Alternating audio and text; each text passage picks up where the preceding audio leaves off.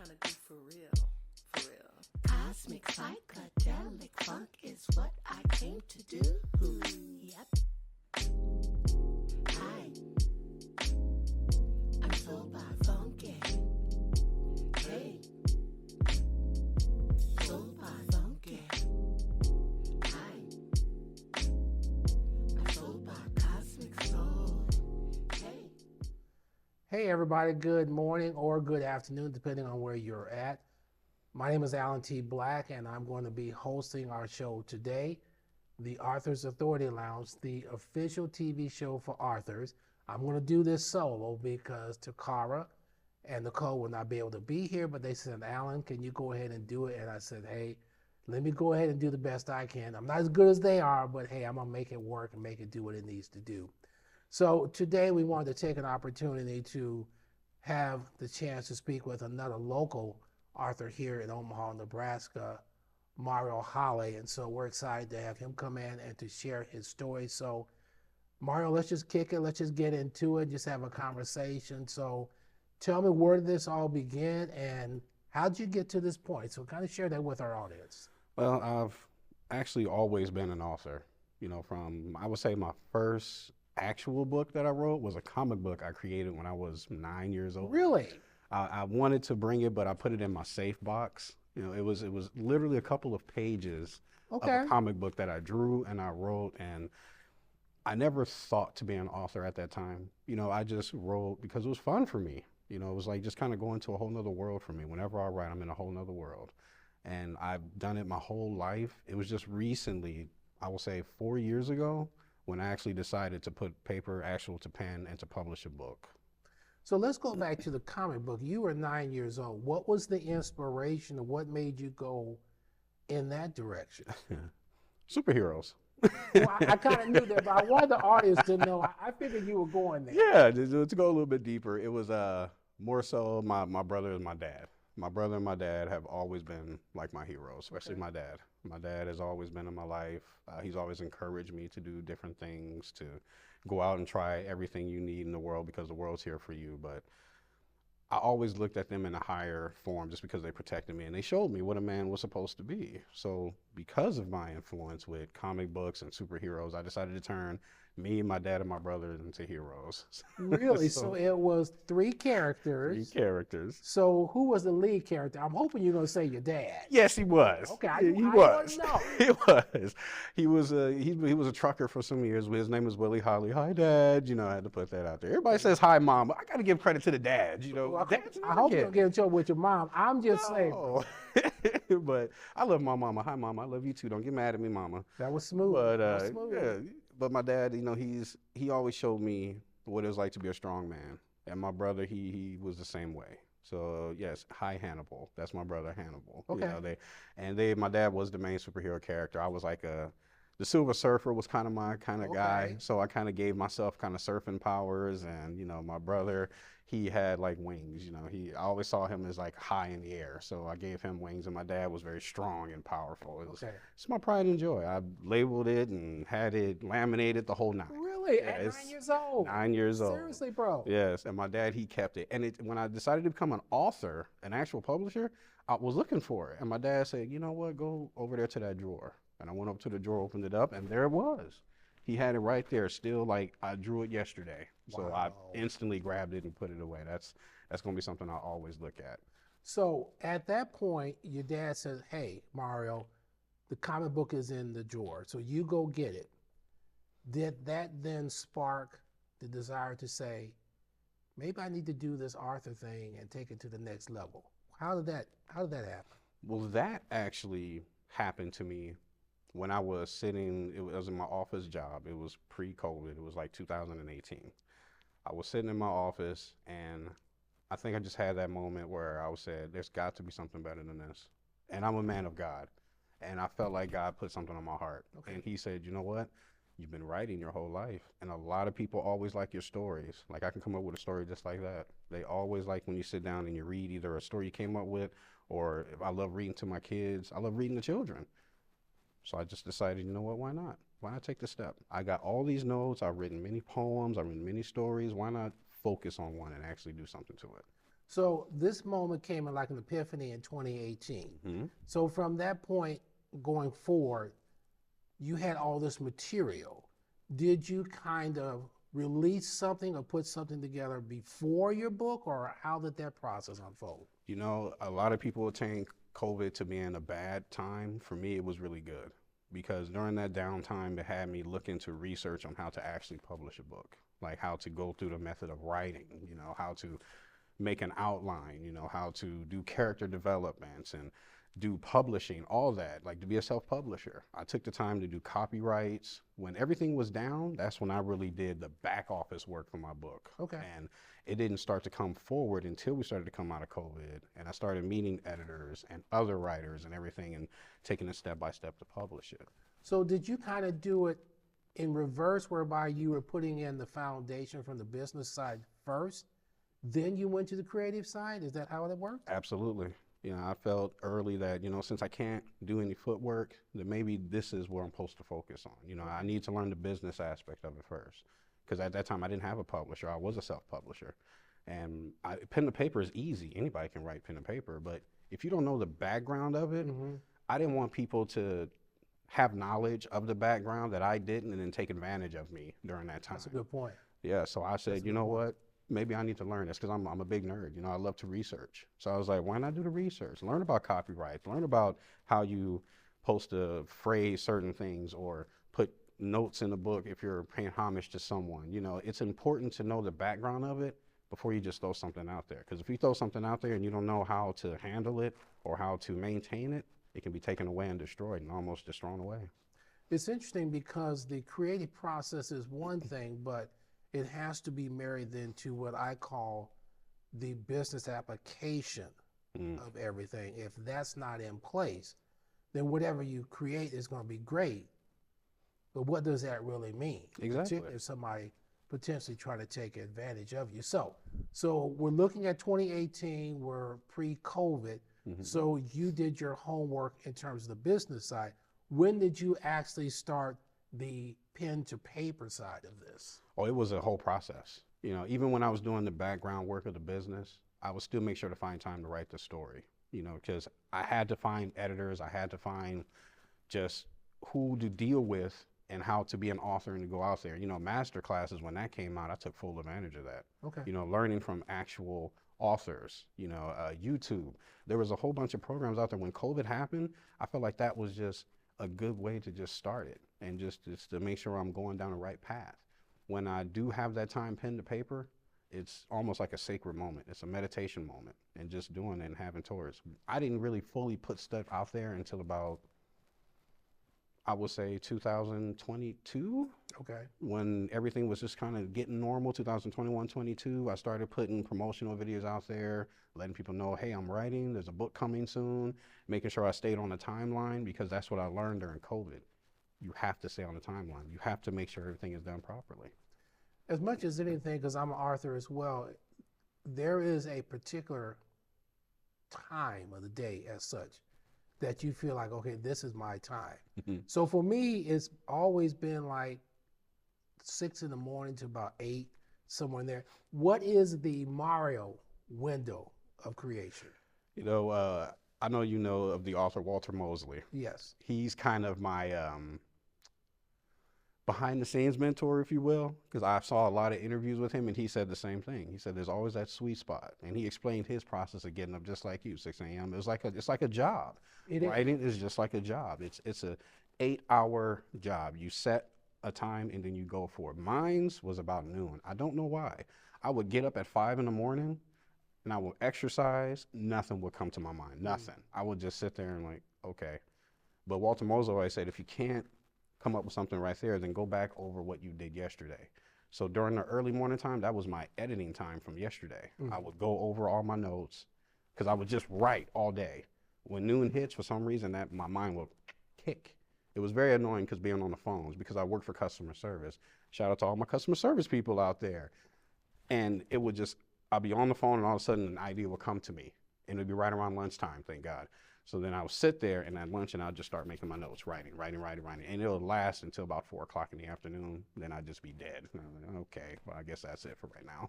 It's interesting because a lot of writers say they have that moment Mm-hmm. where it's like the energy kicks in.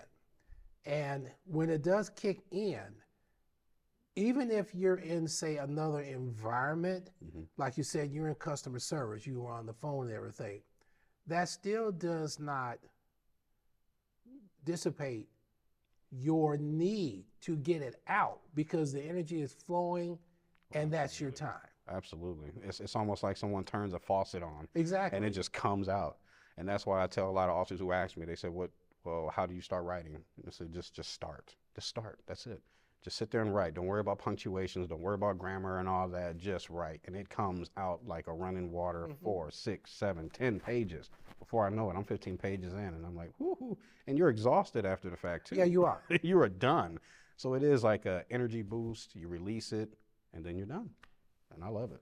Okay, so let's get into this particular book. But I'm gonna come back to the comic book because I'm a comic book nerd because I can remember buying comic books all the time when I was a kid. Yes. And everything.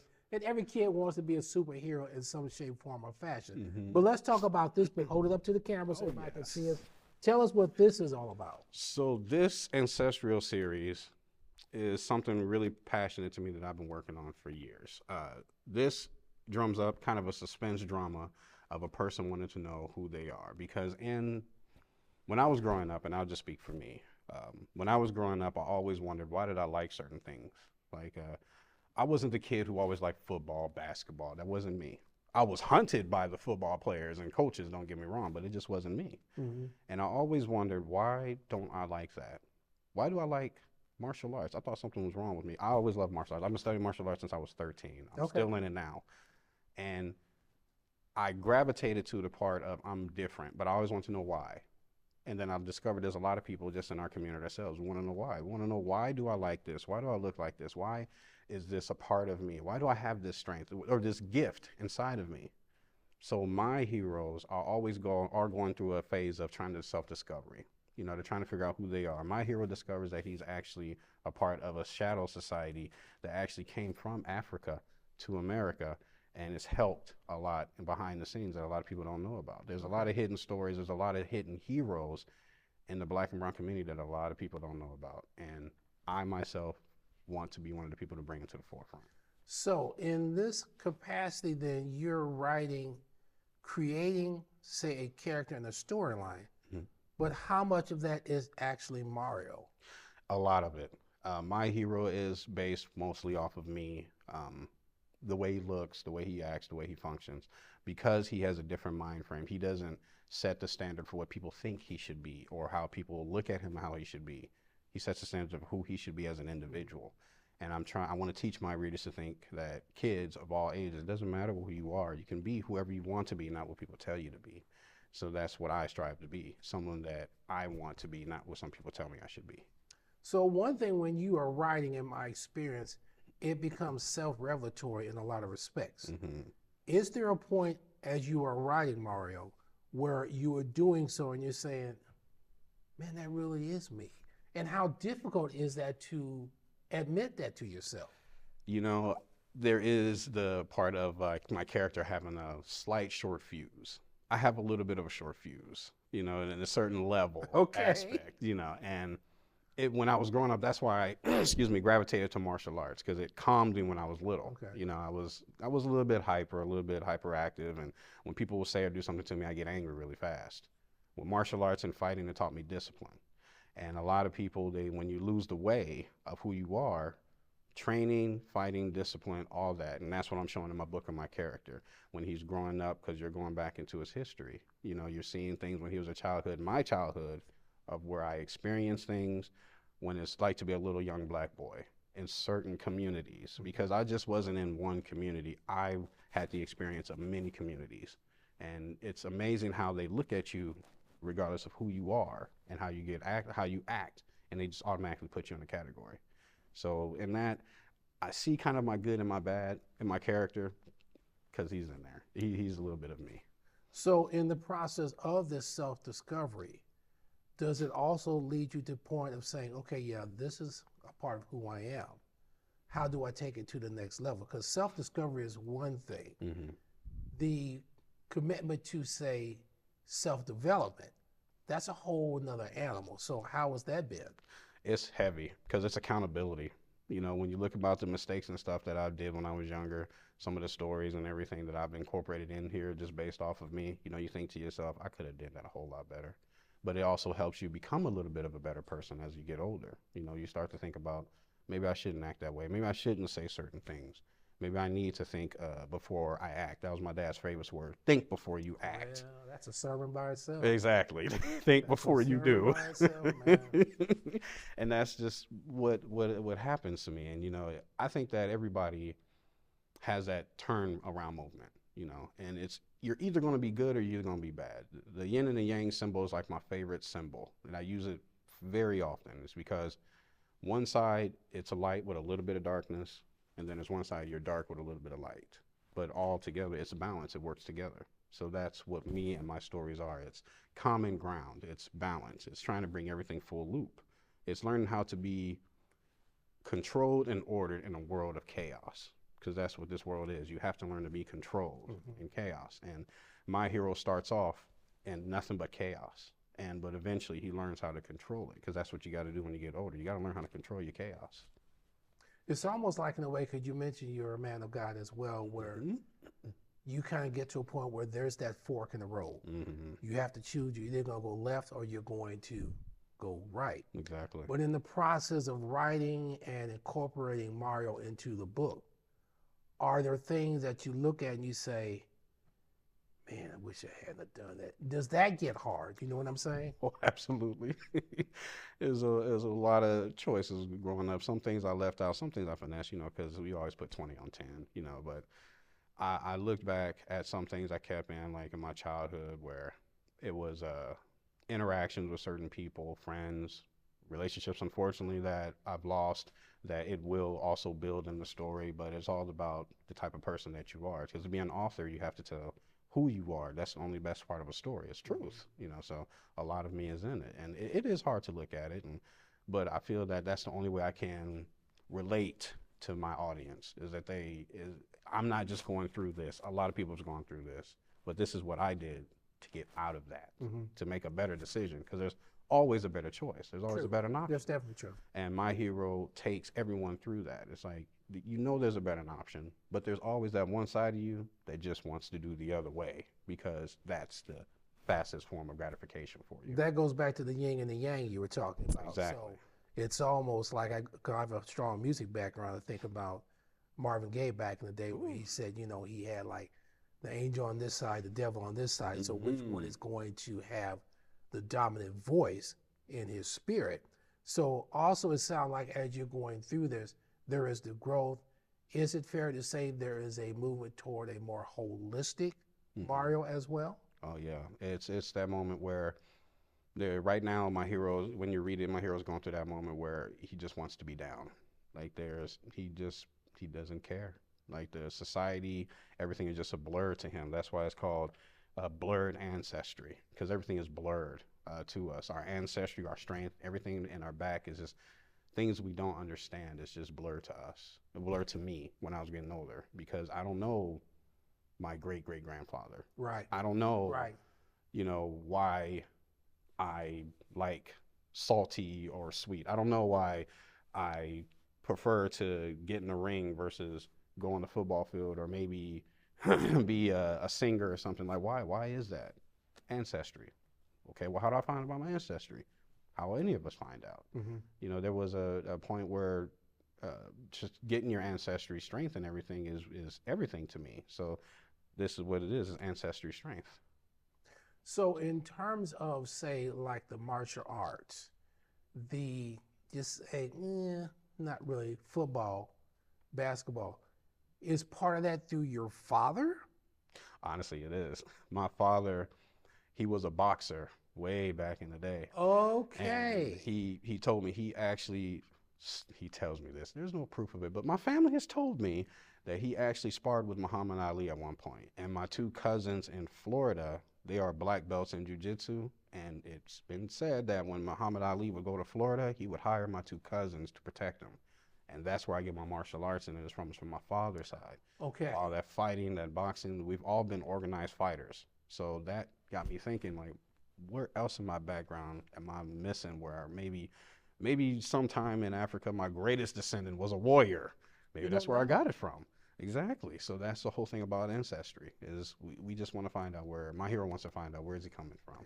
It's interesting too, because I'm old enough to know that when Ali was training in Florida, it was in Miami with Angelo Dundee. Oh my So God. it's entirely possible that your father was there at that time, say, sparring with him. That would have probably been in the early 62, 63, I'm guessing, before the first Son Enlisted fight.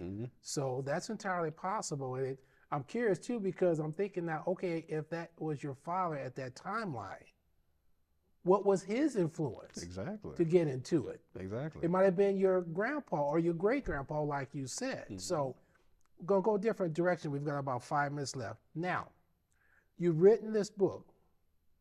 How has this changed you? How has it changed your perception in the eyes of other people? That's a good one. It's more so just a hunt making me better. You know, almost when you're writing, there's no limit. You know, its only limit is your imagination. So I try to strive that to my everyday life. You know, it's encouraged me to now try to develop my own fighting style, just because like I said, I've studied fighting martial arts since I was 13. I'm about to be 40 this year. And I'm a master of different martial arts in different forms. But my whole boring part of it is, why don't I have my own style? You know, Bruce Lee, God rest his soul, Jeet Kune Do to this day is a wide practice martial arts. And it was only developed years ago, not too long ago. So why can't I develop something that's more in my style, my comfort zone? So I'm taking the journey of just developing more so things that I enjoy. It's helping me do things more that I want to do, not just something that everybody else wants to do, but it's encouraging me to keep doing better. So in this respect, this book is also pushing you to say, I need to be more diligent as far as my own self-development and self-discovery as I continue to move forward. Yeah, absolutely. Because the only way you can do better is if you do know your past and you can build off of it. So that's what I'm building off of, my foundation. Where did I come from? Where does my ancestry come from? How can I build off of that to become a better man, a better author, better human being, just all together? So most authors have somebody who inspired them outside your father and your brother. Was there a particular author that you said, yeah, I want to do this, I want to follow in these footsteps? Not so much an author, because I have a lot of favorite authors. Of course, Walter Mosley is one of my favorite authors. Let's see, the most one I read recently, there was an author from Africa. She wrote a series. I forgot her name, it leaves my mind. But the one person who really does encourage me is Malcolm X. Okay. You know, we actually have the same birthday. I've always followed his work from point A to point B, from when he was a hardcore Muslim to when he was trying to just bring the whole world together that a lot of people don't know about. You know, and his journey to just bring freedom to our community is making me become more of what I kind of say is a witness of our community, where I want to write stories, because this was the oldest form of entertainment. Before TVs, before all this. Definitely. Sitting around a fire, just two people talking to the young people, stories. So I love it. And from a history perspective, that's how information was passed. Exactly. One generation to the other. Okay, so this is book one or book two? This is book one. Book okay, two. So because you know now, Yeah. as soon as you release the first book, I know you've had this question. Well, Mario, when are you going to do the second book? So talk to me, bro. Yeah, I've actually had a lot of people come to me who has read my book, downloaded my book. They are hounding me. And even my publisher, Empowered Network, so check them out, is hounding me. When's book two coming out? Book two is going to be released again. I'm trying to keep the timeline because this was released on my birthday last year. Okay. So book two is going to be released on my birthday this year, around May 19th. It's going to be released. Book two, it's going to be called History is Law, because history is law. You can't forget it, but it brings law. And in our Interesting community, how you get one book done and you're like, man, I'm done. And then everybody's like, well, where's the second book? What's going on with that? Yes, yeah, I have it. And shout out to all my followers. I love you all. Thank you all for your support. You've changed my life. Book two is coming. I'm working on it. It's coming. I promise. It's almost finished. Getting to the editors now. It's coming. Okay. Now, you done put it out there because this show's going to go all over the place. Oh, absolutely. So I hope you got this thing together because they're going to be saying, well, Mario said the book is coming out in May, so I got to get myself together. So just don't, once you put it out there, Oh, it's out absolutely. there, so. But I like to think of it just like artists, rap artists. Oh, it drops May 19th. Oh, wait, it ain't Here going we to go go. till Here we maybe go. June. Wait. I'm going to put it out there. It's coming soon. Okay. So I we're promise, May 19th. going to say it's going to drop in May. It's going to drop in 19th. May. Yeah. Okay, so we're getting down to the wire here. So tell us, how can we get in touch with you? Where can they get your book? And then let us know any book signings coming up here in the Omaha area or anywhere in the United States, because we need to get that information out to our audience as well. That's good. That's a good question. So my new book is going to be releasing here soon. You can find it. This book you can find locally at the Book Nook stores in Papillion, Exarban area, and the Joslin Castle. They said they got my book at the Joslin Castle. Good. You can, of course, find it on Amazon. Search up Ancestral, Blurred Ancestry, it'll pop right up. You can also find me on all the social media platforms under Common Ground Writing. And Common is spelled with a K, not a C. Common Ground Writing. And my website is going to be hopefully dropping soon here, fairly soon. But stay tuned for that. Okay, so you're getting your website together. Mm-hmm. So we know we can reach you Instagram as well, I'm guessing? Instagram, Facebook, TikTok, all Common Ground Writing.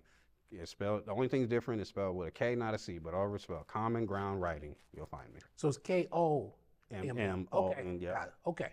I just want to make sure I got that right. I know when we were communicating, getting this set up, I said, okay, that's different. Mm-hmm. I like that. That makes you kind of stand out in everything. Absolutely. So We all got to meet on common ground. I like that. That says it all right there. So, okay, so I'm excited about this. So we know May 19th or so, we're going to be hearing back from you. So we'll have to get you back into the studio to do another show here coming up here real soon. So, hey, I know we're about to wrap up. I told you 27 minutes or so goes so quick. So quick. We down to about 30 seconds or so. But hey, Mario, on behalf of the Arthur's Authority Lounge, we want to thank you for coming in and sharing your story. I know it went quick and everything, but hopefully we got our audience a chance to hear from you and everything. So listen, we'll be getting you back to our audience. Please go out and support Demarion. He's giving you his contact information. Hey, I'm Alan T. Black, Arthur's Authority Lounge, the official TV show for Arthur's, saying thanks for tuning in, and we will see you next time. Y'all be blessed and take care. What you trying to do for real? For real. Cosmic psychedelic funk is what I came to do. Yep.